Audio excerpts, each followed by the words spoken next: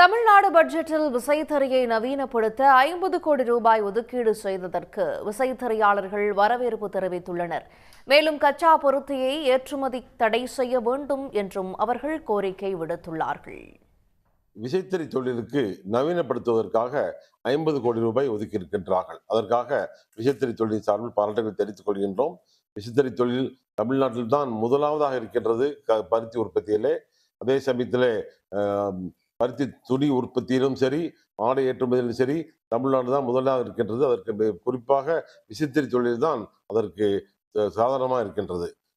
விசைத்தறி தொழில் மூலமாக பல வேலைவாய்ப்புகள் கொடுக்கப்படுகின்றது.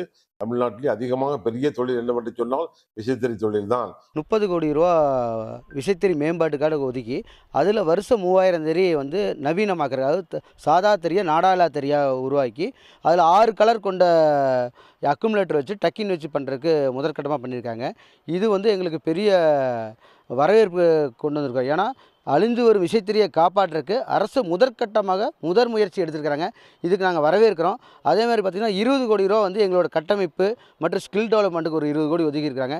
இதுவும் முதல் முயற்சி. இதையும் நாங்கள் வரவேற்கிறோம். இலங்கை கடற்படையால் கைது செய்யப்படும் மீனவர்களுக்கு 150 ரூபாயிலிருந்து 500 ரூபாய்க்கு அவங்க தினசரி அவங்க வீட்டுக்கு போய் சேர்ற ஒரு நிதியாக ஒரு 500 ரூபாய் இன்னைக்கு கூட்டியிருப்பது ஒரு இன்னைக்கு மீனவர்கள் தரப்புல ஒரு சின்ன ஒரு நம்பிக்கையை அளிக்குது.